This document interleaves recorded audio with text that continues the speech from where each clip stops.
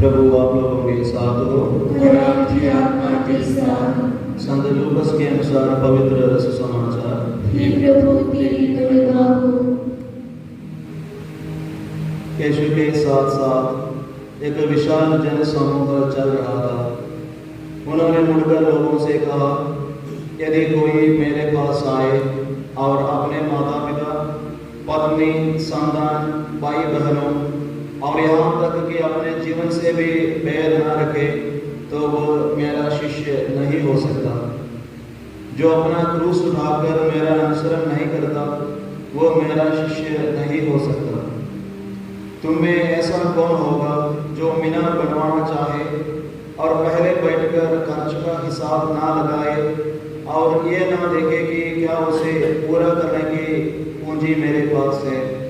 कहीं ऐसा ना हो कि नींव डालने के बाद वो पूरा ना कर सके और देखने वाले ये कहकर उसकी हंसी उड़ाने लगे, इस मनुष्य ने निर्माण कार्य प्रारंभ तो किया किंतु ये उसे पूरा ना कर सका।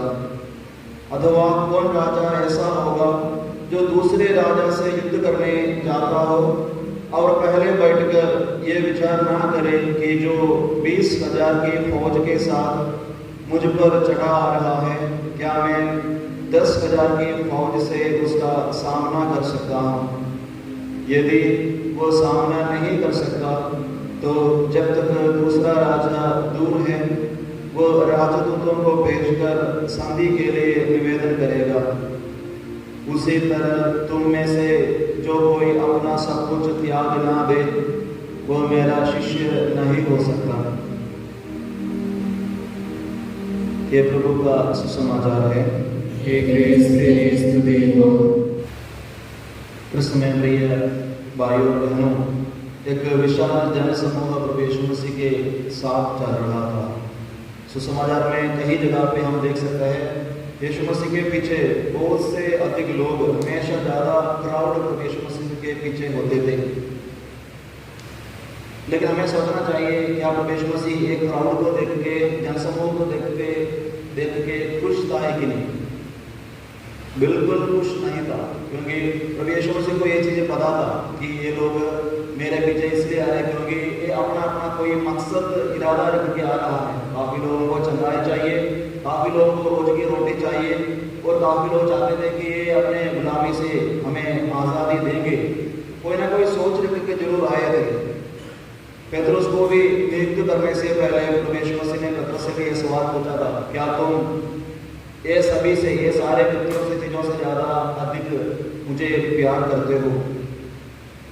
प्रभु यीशु मसीह आज हमें बताना चाहता है, अगर हम कोई भी व्यक्ति और चीज़, ये सारे चीज़ चट के कोई भी व्यक्ति से, कोई चीज़ों से ज़्यादा प्यार प्रभु यीशु मसीह को नहीं करते तो हम प्रभु यीशु मसीह के शिष्य नहीं बन सकता। अगर आप प्रभु यीशु मसीह के शिष्य बनना चाहिए तो कोई भी व्यक्ति, कोई चीज़ जिसको हम ज़्यादा प्यार करना नहीं होना चाहिए। इसलिए आज के सुसमाचार में हम देख रहे हैं प्रभु यीशु मसीह बताता है, यदि कोई मेरे पास आए और अपने माता पिता, पत्नी, संतान, भाई बहनों और यहाँ तक कि अपने जीवन से भी बैर न रखे तो वो मेरा शिष्य नहीं हो सकता। Hallelujah, hallelujah. ये परमेश्वर ने हमारा पारिवारिक जीवन का विवाह आशीर्वाद दिया है। ये परमेश्वर ने हमें नियम दिया है 14 हुक्म में माँ बाप के आदर करने के लिए। लेकिन यहाँ पे परमेश्वर बताता है, परमेश्वर की वजह बताता है, आप लोग अपने माता पिता, पत्नी, संतान, भाई बहन सभी से बैर रखना है। मेरे से अगर प्यार करेंगे तो आप लोग मेरा शिष्य नहीं है। क्यों प्रभु यीशु मसीह ऐसे बताता है? हमें सोचना चाहिए, प्रभु यीशु मसीह ये बताना चाहता है ईसाई जीवन में हम सभी के साथ शायद पति पत्नी, दोस्त, भाई बहन, मसीह कोई भी हो गए, लेकिन मेरा दिल की पहला जगह पे प्रभु यीशु मसीह होना चाहिए। कोई व्यक्ति और कोई चीज़ नहीं होना चाहिए। अगर ऐसे कोई किसी को प्यार करेंगे तो प्रभु यीशु मसीह आगे बताना चाहता है तुम मेरा शिष्य नहीं हो। अगर ऐसे नहीं होता तो प्रभु यीशु मसीह बताता है तुम मेरा शिष्य नहीं हो। इसलिए पहले इसे बोलते थे कोई भी व्यक्ति, कोई चीज़ नहीं होना चाहिए। इसके बाद प्रभु यीशु मसीह बताना चाहता है जो अपना क्रूस उठाकर मेरा अनुसरण नहीं करता वो मेरा शिष्य नहीं हो सकता। दूसरी बात ये है, जो अपना क्रूस उठाकर, शायद बेटे सोच रहे हो हमें क्रूस उठाने के लिए फ्राइडे के दिन सलीब मिलता है, इसके अलावा क्रूस कैसे उठाएंगे क्रूस के लिए। लेकिन प्रवेश से हमें बताता है अपना क्रूस उठाकर, हम और किसी के क्रूस उठाने की जरूरत नहीं है। जो क्रूस मुझे दिया शायद इतना छोटा हो सकता है, आपको जो क्रूस मिला उससे बड़ा हो सकता है। सभी का क्रूस सलीब अलग अलग टाइप का है, अलग अलग वेट का है। जो कुछ भी आपको मिला आपको मालूम है। एग्जाम्पल बोल दिया तो काफ़ी एक शराबी पापा हो सकता है हमारे लिए क्रूस, एक झगड़ा करने वाली पत्नी हो सकता है, ये अनुसरण करने वाला लड़का बेटा बेटे हो सकता है, एक तंग करने वाला पड़ोसी हो सकता है, जलस करने वाला एक रिश्तेदार हो सकता है। ये सारे हमारे सामने एक सलीब के रूप में आ सकता है। अगर और भी बड़ी तरीके से बोलना चाहते तो ये मीना और राजू, ये पति पत्नी, उनके एक बच्चा था, उनको बोलने में भी दिक्कत है, सुनने में भी दिक्कत आ रहे थे। इसी के वजह से ये पति पत्नी दोनों ये छोटे बच्चे को घर पे अकेले छोड़ के काम के लिए भी जाने में बहुत दिक्कत आ रहे थे। ये सोच रहे थे इसको अकेले छोड़ के घर पे छोड़ के जा नहीं सकते, क्योंकि ये सुन भी नहीं सकता, किसी कुछ बोल भी नहीं सकता, इसको किसी की मदद की जरूरत है। इसलिए इन्होंने सोचा हमें इसको कोई ऐसे कोई हॉस्टल में और ऐसे कोई हॉस्पिटल में छोड़ेंगे, ये सही रहेगा। लेकिन ऐसे करने से पहले किसी ने इसको सुना, बोला था आप लोग रिट्रीट में जाके थोड़ा प्रार्थना करो तो परमेश्वर काम करने दो।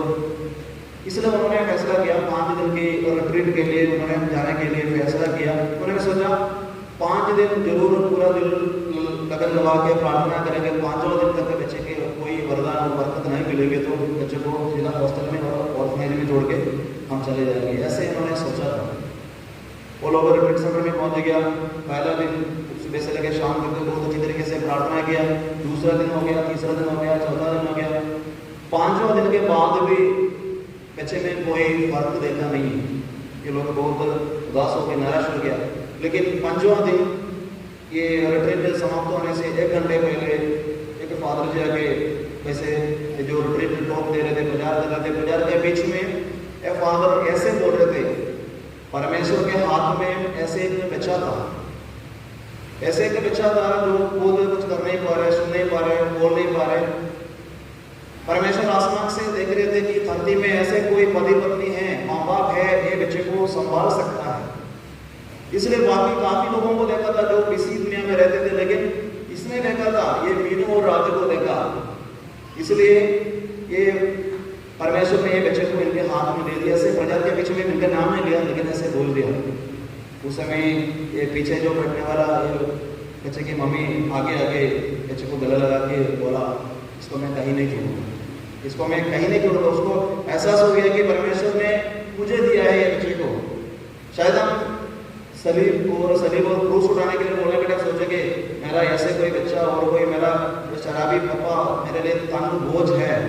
आज के ज़माने में हम देख सकते हैं ये शादी होने के बाद नौजवान लड़के लड़कियाँ मम्मी पापा को केयर करने के लिए, साथ में रखने के लिए उनको बहुत दिक्कत आ रही है। इसलिए अनाथालय और सभी जगह पे डालने के लिए काफ़ी जगह पे कोशिश चल रहा है। ये सब कुछ हमारे लिए बोझ बन जाता है। आज के सुसमाचार में हमें समझना चाहिए कि प्रभु यीशु मसीह ये कौन सी अवसर पर, कॉन्टेक्स्ट पर ये बात बताता है कि आप लोग मेरे से ज़्यादा किसी को प्यार करेंगे। तो प्रभु यीशु मसीह यरूशलेम की ओर जा रहे थे। यरूशलेम की ओर जाने के अवसर पर प्रभु यीशु मसीह को पता था वहाँ पे लोग जो कुछ भी मेरे पीछे चल रहे हैं, मेरे शिष्य लोग, कोई भी मेरे साथ नहीं होंगे, सभी भाग जाएंगे, सभी मेरा इनकार करेंगे, लास्ट में मुझे सलीब में मिलेंगे। ये सब कुछ प्रभु यीशु मसीह को पता था। इसलिए ये बताने के बाद प्रभु यीशु मसीह अपने शिष्यों को बताता है, अगर आप भी मेरे पीछे आना चाहिए तो, मेरा पैरवी करना चाहिए तो आपको भी यही मिलेगा। हालेलुया, यही मिलेगा। ये सब कुछ त्याग करने के लिए साथ में पति पत्नी बच्चा पड़ोसी दोस्त कोई नहीं होगा, मिलने वाला सिर्फ यही है ईसाई लोगों को। ये सब कुछ स्वीकार करने के लिए तैयार रहेगा तो तुम मेरा शिष्य बन सकता है। यही चीजें प्रभु यीशु मसीह उनको समझाने के लिए कोशिश कर रहे थे। ये सब कुछ बताने के बाद प्रभु यीशु मसीह 2 दृष्टांत भी सुनाया था। एक आदमी एक बड़ा मीनार बनने के लिए, बिल्डिंग बनाने के लिए कोशिश कर रहे थे, और दूसरे एक दृष्टांत एक राजा 10,000 फौज को लेकर 20,000 फौज के विरुद्ध लड़ने के लिए जाते थे। लेकिन बाद में बोल रहे थे जो व्यक्ति ये मीनार बनने के लिए कोशिश किया था, लेकिन अगर ये काम कंप्लीट नहीं हुआ तो बाकी सारे लोग, देखने वाले सारे लोग मजाक उड़ाएंगे, हंसेंगे, ये आदमी को कोई प्लान ही नहीं था, इसने शुरू किया था लेकिन कंप्लीट नहीं किया, कैसे मजाक उड़ाएंगे। और दूसरा जो राजा, उसको पहले प्लानिंग करना चाहिए थे कि 10,000 से मैं 20,000 से लड़ नहीं पाएंगे, उसके हिसाब से प्लानिंग करना चाहिए थे। अगर ऐसे लेके जाके तुम्हें हार मान लिया तो ये अच्छा नहीं हो राज के लिए। ये दोनों दृष्टांत प्रवेशों से इसलिए बता जाते हैं, हमें समझना चाहिए ये समाप्त, अच्छी तरीके से युद्ध लड़ना चाहिए थे और बिल्डिंग पूरा करना चाहिए थे, ये समाप्त, they need a good finish, ये अंतिम तक कायम रहना चाहिए। हम सभी, हमारा ईसाई जीवन बहुत बढ़िया रीति से शुरू करता है, बपतिस्मा लेने के अवसर पर बहुत चिट्टा व्हाइट कपड़ा पहन के आता है, बहुत खुशी है, पूरे परिवार में, चर्च में, सभी जगह पे खुश है।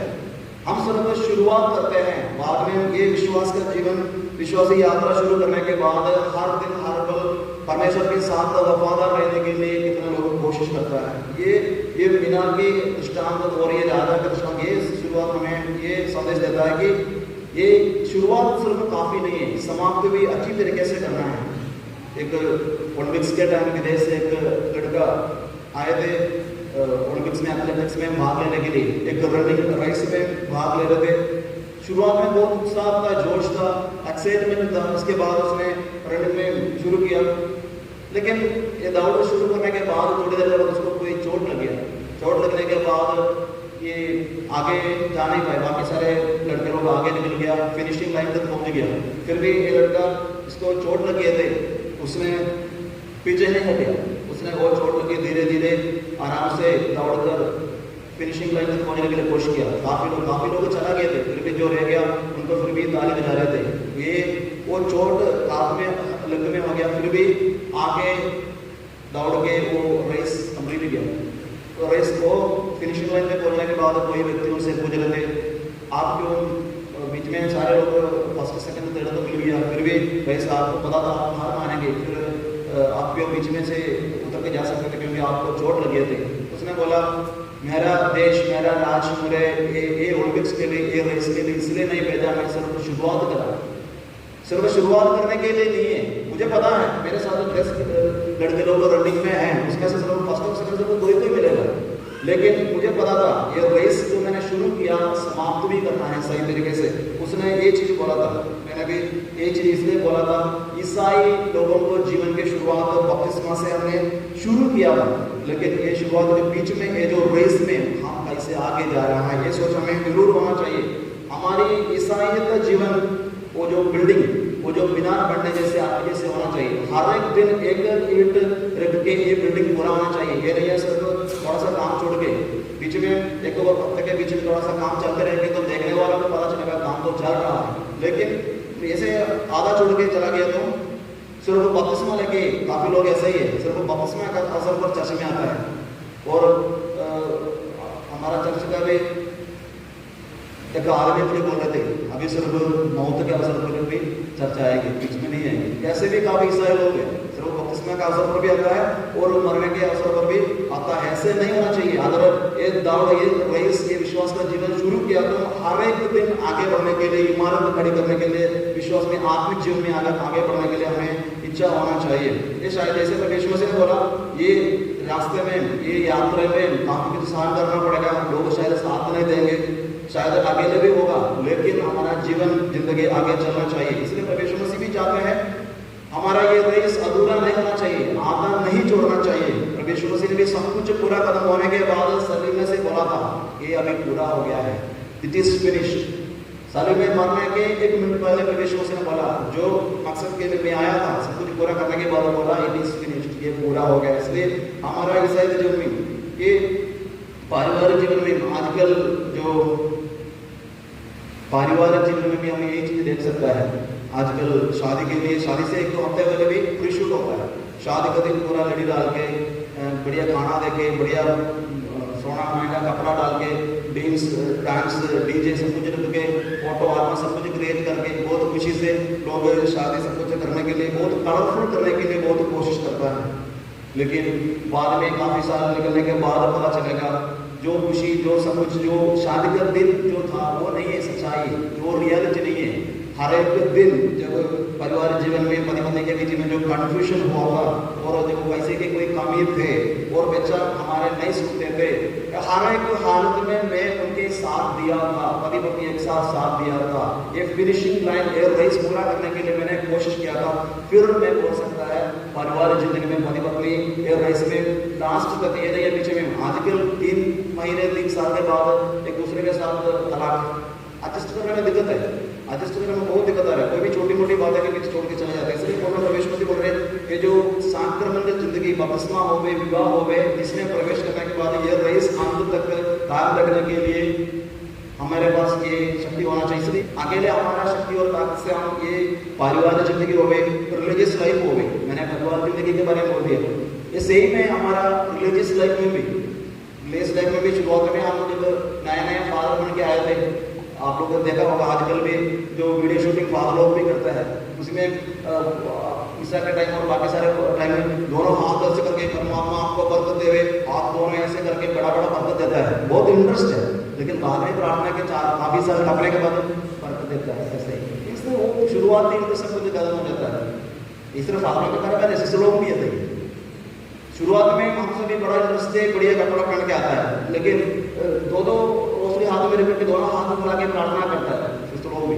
लेकिन आजकल ये जो इंटरेस्ट माजा के लिए नहीं बोल रहा, पारिवारिक जिंदगी हो गई, फादर हो गए, सिस्टर हो गई, ये जिंदगी में जो बुलाहट हमें मिला था उसी में अंत तक ये रेस के बीच में हट के जाने वाला लोग नहीं होना चाहिए हमसे भी। ये रेस में अंत तक हम कायम रहना चाहिए।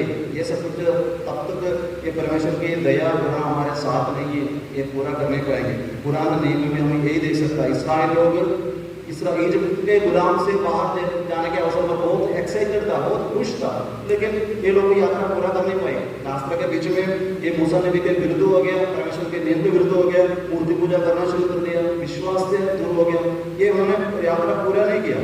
लेकिन संतों के जीवन विशेष रीति से संत पौलुस हमें एक याद लाता है।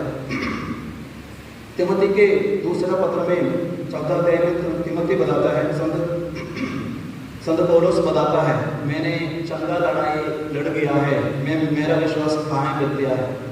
नॉर्मली ये sentence, I have fought the good fight, I have finished the race, I have kept the faith, these 3 sentences, ये 3 शब्द नॉर्मली कहाँ लिखते हैं लोग?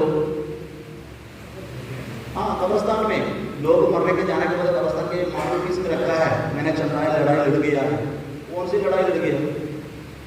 रेस लास्ट तक पूरा होने के बाद, ये संत पौलुस ने बोला, जो कुछ भी मुझे फायदेमंद था सब कुछ मैं छोड़ के प्रभु यीशु मसीह के लिए जिया है।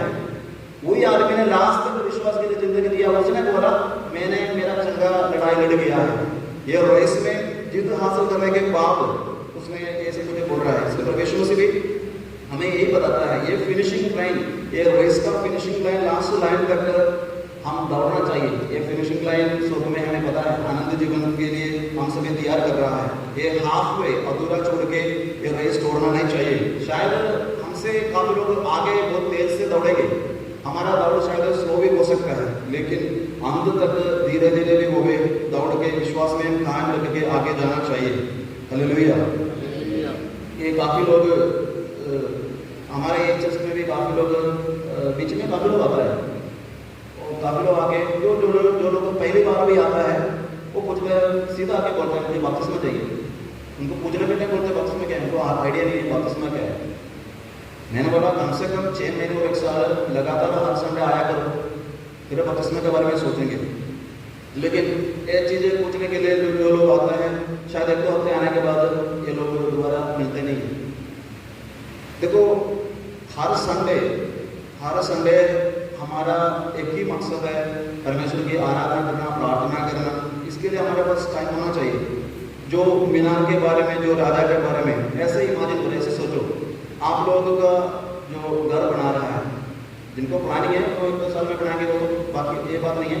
जो लोग 5 साल हो गए, 10 साल हो गया, घर बनाने के लिए शुरू करने के बाद ऐसे छोड़ दिया तो, और जब कोई मेहमान आपके घर में आने के लिए, घर में बिठाने के लिए कुर्सी नहीं है, तो एक गिलास चाय देने के लिए आपके पास कप नहीं है, तो कैसा लगेगा? यही चीज़ प्रभु यीशु मसीह हमारा आत्मिक जीवन, स्पिरिचुअल लाइफ देख के बताते हैं। हमारे आत्मिक जीवन में से काफ़ी चीज़ें है, हर एक दिन, इसलिए ये आत्मिक जीवन बिल्ड करना चाहिए स्टेप बाय स्टेप। इसलिए ये भी हमें समझना चाहिए, आत्मिक जीवन के लिए, इमारत खड़ी करने के लिए जो कदम हम रखते हैं, एक ईंट का जैसे मीनार बिल्डिंग खड़ी करता है, आत्मिक जीवन में आगे बढ़ने के लिए जो कुछ भी मैं करता हूँ सब कुछ परमेश्वर को पता है। अगर एक रोशनी कर दिया, आराधना के लिए टाइम पे पहुंचने के लिए कोशिश किया, किसी के लिए सेवा किया, ये सब कुछ परमेश्वर के हिसाब में है। जरूर परमेश्वर को पता है हम में से कितने लोग आत्मिक जीवन में आगे बढ़ने के लिए कोशिश कर रहा है। इसलिए ये जो पारिवारिक जीवन में भी और रिलीजियस लाइफ में भी ये तैयारी के बिना समझ के ये जो रिस्पॉन्सिबिलिटी चलेंगे तो यात्रा अधूरा हो सकता है, दूसरे लोग हमें देख के हंस सकता है। इसलिए हमें समझना चाहिए। एक एग्जाम्पल बोल के समाप्त करेंगे। लास्ट डे टीचर्स डे के बाद मैं उधर बैडमिंटन कोर्ट में बैठ रहे थे, बच्चों को 14 तारीख को कोई बैडमिंटन टूर्नामेंट ऐसे बच्चों का सिलेक्शन हो रहे थे। उसमें से सिर्फ 5 बच्चे का सिलेक्शन हो गया, बाकी सारे बच्चे एक गेम में नॉकआउट में बाहर हो गए। जो बच्चा 5 बच्चे के जिनका सिलेक्शन हो गया, मैं उससे पूछ रहे थे आप कब से प्रैक्टिस कर रहे थे? वो बोल रहे थे पिछले 6 महीने से शाम को 5 बजे से लेकर 7 बजे तक 2 घंटा लगातार प्रैक्टिस कर रहे थे। और मैं दूसरों से ही पूछा था आप लोग कर रहे थे, वो बोल रहे टूर्नामेंट का नाम आ गया इसलिए मैंने नाम दे दिया। एक हफ्ता भी प्रैक्टिस नहीं किया, दूसरा बच्चा 6 महीने से। ये हमारा आत्मिक जीवन में भी हमें एक चीज होना चाहिए, एक एथलेटिक, उनको ये रेस में, एक गेम में आगे आना चाहिए। तो जीतना चाहिए तो ये लोग अपना टाइम त्याग करता है, खाना पीना में से त्याग करता है, काफी कुछ अपने डिसिप्लिन के साथ चलने के लिए कोशिश करता है। ये सेम चीज हमारा आत्मिक जीवन में भी ये डिसिप्लिन, ये त्याग सब कुछ होना चाहिए, नहीं तो हम आगे नहीं बढ़ेंगे। इसलिए हमें सोचना चाहिए, do I give qualitative time for the Lord?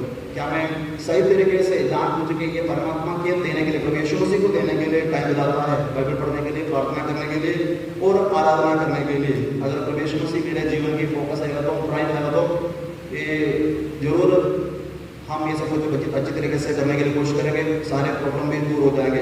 इसलिए हमें सोचना चाहिए, प्रभु यीशु मसीह के पीछे विशाल जनसमूह चल रहा था, प्रभु यीशु मसीह उसमें खुश नहीं थे।